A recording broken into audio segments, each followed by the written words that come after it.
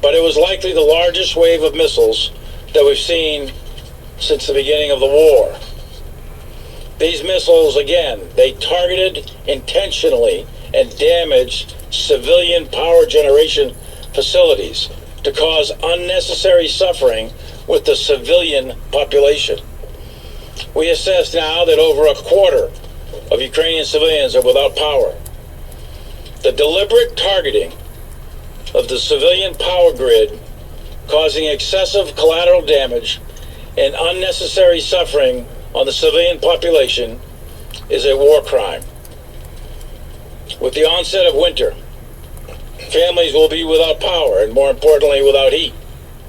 Basic human survival and subsistence is going to be severely impacted, and human suffering for the Ukrainian population is going to increase. These strikes will undoubtedly hinder Ukraine's ability to care for the sick and the elderly. Their hospitals will be partially operational. The elderly are going to be exposed to the elements. In the wake of unrelenting Russian aggression and incalculable human suffering, Ukraine will continue to endure. Ukraine is not going to back down. The Ukrainian people are hard, they're tough, and most of all, they're free, and they want to remain free. Ukraine is going to continue to take the fight to the Russians. And I just had a significant conversation with my Ukrainian counterpart, and he assures me that that is the future for Ukraine. As Ukraine continues to fight, air defense capabilities are becoming critical for their future success. An integrated system, an integrated air defense system, an integrated air and missile defense system is what is necessary as Ukraine repels Russian aerial attacks. And a significant portion of today's conversations in today's meeting with almost 50 countries focused on how we, as a global coalition, can provide the right mix of air defense systems and ammunition for Ukraine to continue its control of the skies and prevent the Russians from achieving air superiority. To combat continued Russian strikes, last Thursday the United States announced $400 million in additional commitments to support Ukraine. And those capabilities included missiles for the Hawk air defense systems, which is a complement to what Spain has recently committed. There's other air defense systems included in that $400 million package, along with ground systems such as up-armored Humvees, grenade launches, and additional HIMARS ammunition, and lots of other pieces of equipment. Joint Chiefs of Staff Chair General Mark Milley. Wars are not fought by armies. They're fought by nations. This war is fought by the Ukrainian people, and it's fought by the Russian people. And this is a war that Russia's leadership has chosen to put Russia into. They didn't have to do this, but they did. And they have violated Ukrainian sovereignty, and they have violated the territorial integrity of Ukraine. It is in complete contradiction to the basic rules that underlined the United Nations Charter established at the end of World War II. This is one of the most significant attempts to destroy the rules-based order that World War II was fought all about. And we, the United States, are determined to continue to support Ukraine with the means to defend themselves for as long as it takes. But at the end of the day, Ukraine will remain a free and independent country with its territory intact. Russia could end this war today. Russia could put an end to it right now, but they won't. They're going to continue that fight. They're going to continue that fight into the winter as best we can tell. And we, the United States, under the direction of the President and the Secretary of Defense, we will continue to support Ukraine for as long as it takes to keep them free, sovereign, independent, with their territory intact. The President of the United States has been very, very clear to us that it's up to Ukraine to decide how and when or if they negotiate with the Russians. And we will continue to support them as long as it takes. The United States will continue to support Ukraine with the best possible equipment to position them on the battlefield, to give them positions of strength against the Russians, and that is also true of all the other nations that attended the meeting today. There is an absolute sense of urgency, an absolute sense of determination on the part of all the member states that attended our meeting today, and I can tell you the cohesion and coherence of the organization is complete, and the resolve is high. Ukrainians are not asking for anyone to fight for them. They don't want American soldiers or British or German or French or anybody else to fight for them. They will fight for themselves. All Ukraine is asking for is the means to fight, and we are determined to provide that means. Ukrainians will do this on their timeline, and until then, we will continue to support all the way for as long as it takes. It is evident to me in the contact group today that that is not only a U.S. position, but it is a position of all the nations that were there today.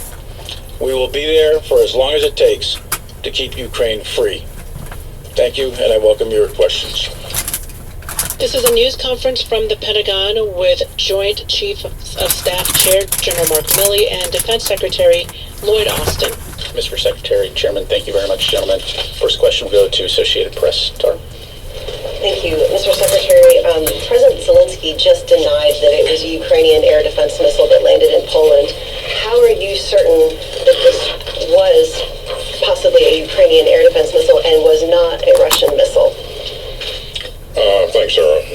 First of all, the investigation is still ongoing, and Poland is conducting that investigation. We are assisting in any way we can. We do have some experts on the ground there helping Polish leadership. We have full confidence in Poland's ability to conduct this investigation in a proper way. And until that's complete, again, I think it'd be premature for anybody to jump to conclusions. And I know that Ukraine has offered to participate and help in any way they can as well. So we won't get ahead of the investigation. But our information supports what President Duda said earlier in his preliminary assessment, was that this was most likely a result of a Ukrainian air defense missile. But we'll let the investigation play out here. So at this point, are you confident in saying that this was not a Russian missile? We're going to let the investigation play out, and then once the results are released, we'll be confident in everything. But again, our information supports what President Duda has said earlier. So. And then, Chairman Milley, after this strike occurred, did you reach out to your Russian counterparts, or did any other military officer reach out to their Russian counterparts to protect against escalation? And if not, why not? I do that through my staff to set the calls up. The short answer is yes. Some attempts were made, no success with the Russian counterpart. I did talk to my Ukrainian counterpart immediately, General Zaluzny. Talked to him several times, in fact. Also Polish counterpart and several other shots in Europe. And exactly what the Secretary said, investigation's ongoing. There's professionals there to do the forensics, other debris that's in and around the impact site and so on and so forth. And very shortly we'll know all the facts, and we just don't know them right this second. So Russia did not take the call? Right, my staff was unsuccessful in getting me linked up with General Gerasimov. That's correct. That's good. Next question, ABC, Louis Martinez. Mr. Secretary, from the Chairman, actually, I'd just like to follow up on Tara's question initially, because in his remarks, President Zelensky cited a conversation with your counterpart, General Zaluzny, saying that he had confirmed to him that it was not a Ukrainian missile. Based on your conversations with him today, was there a disconnect there? And then I'll follow up with another question. Yeah, I'm not going to talk about, he and I, our agreement between each other is not to talk about the substance of the conversations that we have. We have conversations several times a week, and we acknowledge that we have the conversations, but we don't discuss the substance of the conversation. So I have to honor that, and I'll continue to honor that. But I can tell you that right now, the investigation is ongoing. These are professional investigators. There is a debris field there. There's other forms of data that are going to be available that come from various technical means. And I suspect very shortly we will have very confirmed data as to what the point of origin is, point of impact, what the angle of the weapon system was, the flight trajectory. All of the details are going to be known in due time, but it's pretty early actually in the investigation. So we'll know that, and the Secretary will know that. President Biden will know that, and we'll all get informed here shortly by the investigators. And Poland has put together a team. They have lead, and they've put together a team of professional investigators to do that. Okay, so, Mr. Secretary, yesterday was kind of the reality of the speculation that has been going on for months about how NATO might respond if a Russian missile went into NATO territory. On the opposite side, the United States has been very careful not to provide weapons systems that might reach into Russia. What about Crimea? If the United States supplied HIMARS systems are able to reach inside Crimea regularly, is that a concern given what we saw yesterday? And the follow-up, sir, to your comments about earlier from last week about the possibility of discussions put on by a slowdown in the fighting, let's say during the winter. It sounds like the comments that you're making today about the winter are that the Ukrainians are going to continue very strongly. Are you pulling back from your comments from last week that you see an opportunity for negotiations with the Russians?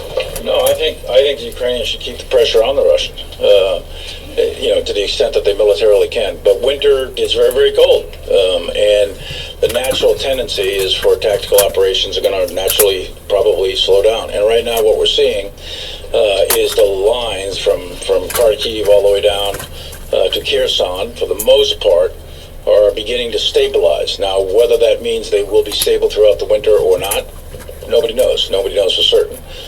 Come January, February, that ground probably will freeze, which could lend itself to offensive operations. So there could be a lot of activity in the winter, but typically speaking, because of the weather, the tactical operations will slow down a bit.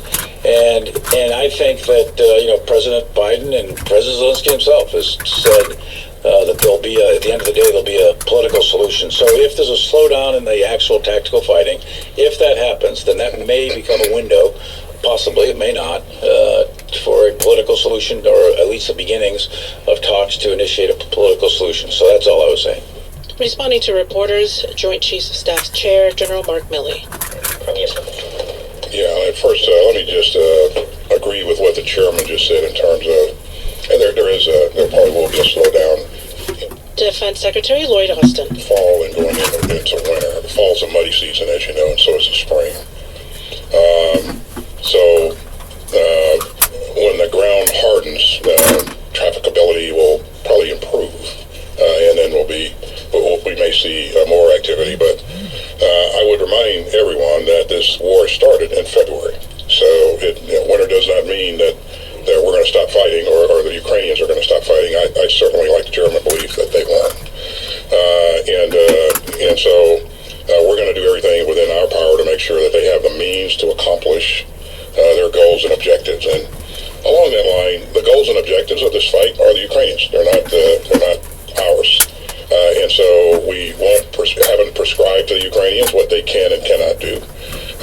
And so our focus is to continue to provide them the means to be successful in their endeavors. And so that's my response to the question on Crimea. Again, Crimea is an issue to be thought through and sorted out by the Ukrainian leadership.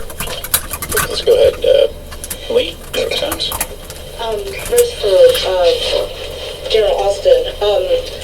So with winter coming, it's a bad habit. You keep calling me General, but it's like ingrained in my head. Yeah. Secretary Austin, do you agree then with General Milley's comments in New York last week that Ukraine cannot achieve a military victory as defined by driving Russia out of all of its territory, including Crimea, and therefore should use winter as an opportunity to negotiate? Again, having the chairman here, I think it's fair to allow him to really provide context for for his comments. I think, and you've heard me say this before, there are countless numbers of people that have been amazed and astonished by what the Ukrainians have accomplished. And so I won't presuppose what's possible or impossible for them. What I am focused on is just making sure that they have the means to do two things. First is to protect themselves and their civilian population from some of the things that we've seen here recently with the aerial bombardments. The second thing is to enable them to achieve their goals and objectives on the ground as they continue to try to take back their sovereign territory. We're going to continue to support them. And again, I think to this point we've seen them come up with very achievable goals and objectives. We've seen a very successful counteroffensive, both in Kharkiv and also in Kherson. And I think they will continue to keep the pressure on the Russians going forward. And in terms of what's a good time to negotiate, we've said repeatedly that the Ukrainians are going to decide that, and not us. And we will support them for as long as it takes. Now, we just spent almost 4 hours with our colleagues there in a Ukraine Defense Contact Group meeting. It was amazing to me how many ministers of defense on their own said, we're going to do this for as long as it takes. And so I continue to see unity, I continue to see resolve, and that's very, very encouraging. And I think it's encouraging for Alexei Reznikov and his team to hear that as well, because as you know, they're in the meeting as well. So, yeah. So, Aline, I'll make a couple of comments. First, on the Russians. I still have a question for you, though. Okay, but let me That'll be like 4 questions. Let me help you out with this one first. So, start with the Russians. Ukraine's a pretty big country. This is not a small piece of turf. And the probability of Russia achieving its strategic objectives, of conquering Ukraine, of overrunning Ukraine, the probability of that happening is close to zero. I suppose theoretically it's possible, maybe, I guess, but I don't see it happening militarily. So I just don't see that happening.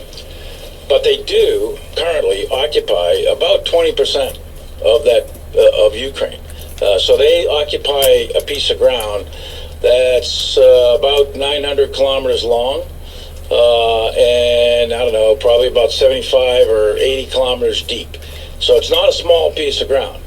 And they invaded this country with upwards of 170, 180,000 troops in multiple field armies, combined arms armies. And they have suffered a tremendous amount of casualties, but he's also done this mobilization and called up additional people. So the Russians have reinforced. They still have significant Russian combat power inside Ukraine. Now, Ukraine's had great success in the defense. They did a tremendous job in defeating the Russian offensive. It's incredible what they were able to do. And then they went on the offensive at the beginning of September. And they had great success up in Kharkiv, and they've had better success even down in Kherson, as you just witnessed. But Kherson and Kharkiv, physically, geographically, are relatively small compared to the whole. So that the military task of militarily kicking the Russians physically out of Ukraine is a very difficult task. And it's not going to happen the next couple of weeks unless the Russian army completely collapses, which is unlikely. So in terms of probability, the probability of a Ukrainian military victory defined as kicking the Russians out of all of Ukraine, to include what they define or what they claim as Crimea, the probability of that happening anytime soon is not high, militarily. Politically, there may be a political solution where politically the Russians withdraw. That's possible. You want to negotiate from a position of strength. Russia right now is on its back. The Russian military is suffering tremendously. Leaders have been The leadership is really hurting bad. They've lost a lot of casualties, killed and wounded. They've lost, I won't go over exact numbers because they're classified, but they've lost a tremendous amount of their tanks and their infantry fighting vehicles. They've lost a lot of their fourth and fifth generation fighters and helicopters and so on and so forth. The Russian military is really hurting bad. So you want to negotiate at a time when you're at your strength and your opponent is at weakness. And it's possible, maybe, that there'll be a political solution. All I'm saying is there's a possibility for it. That's all I'm saying. This is a news conference from the Pentagon on the war in Ukraine with Joint Chiefs of Staff Chair General Mark Milley, who we just heard from, and Defense Secretary Lloyd Austin. Okay, we've got time for just a couple more. Go to EOA, Carl Beth. Thank you, gentlemen, both for doing this. Mr. Secretary, you've stressed that the United States and their allies are committed to Ukraine for as long as it takes. How long do you think Russia can continue this war with its current arsenal and its current personnel? And how much has Iran and North Korea's weapons extended their ability to wage this war? And Mr. Chairman, thank you. You thoroughly answered my question with Louis and Helene, so I'm going to ask you a question on China, if I may. After the meeting with President Biden and President Xi, have you seen any indications that China has changed its ambition to control Taiwan? And, the last time the National Defense Strategy was rolled out, the Pentagon said America's military edge was eroding. Now that this new one has rolled out, is America's military edge still eroding to China? So, thanks, Carla. In terms of how long Russia can sustain their efforts, that's left to be seen. I think the chairman just gave a very accurate and compelling description of kind of where the Russians are right now. They have some problems. They've had problems since the very beginning of this, trying to sustain their efforts. Those problems have only become more acute. They've lost a lot of people. And as important, they've lost a lot of important military gear. So the numbers of tanks that they've lost, the numbers of armored personnel carriers, pretty staggering numbers. As important, the numbers of precision-guided munitions that they've rifled through in this endeavor is striking. But they won't be able to reproduce those munitions very quickly because there are trade restrictions on that prevent them from rapidly gaining microchips and other things that are required to produce these kinds of munitions. And so it may take years for them to restock that inventory up to the point that they were before they started this conflict. We've seen them struggle with having enough munitions to fight the way that they want to fight, so they're reaching out to Iran, they're reaching out to North Korea. I do think that those countries will probably provide them some capability. And so for that reason, I don't think this will be over anytime soon. Our goal, our requirement is to make sure that we continue to provide Ukraine with the means to do what's necessary to prosecute their campaign. And so they have to continue to keep the pressure on the Russians going forward. And I think, win or fight favors the Ukrainians. We've pushed, enormous amounts of winter gear into Ukraine, thanks to countries like Canada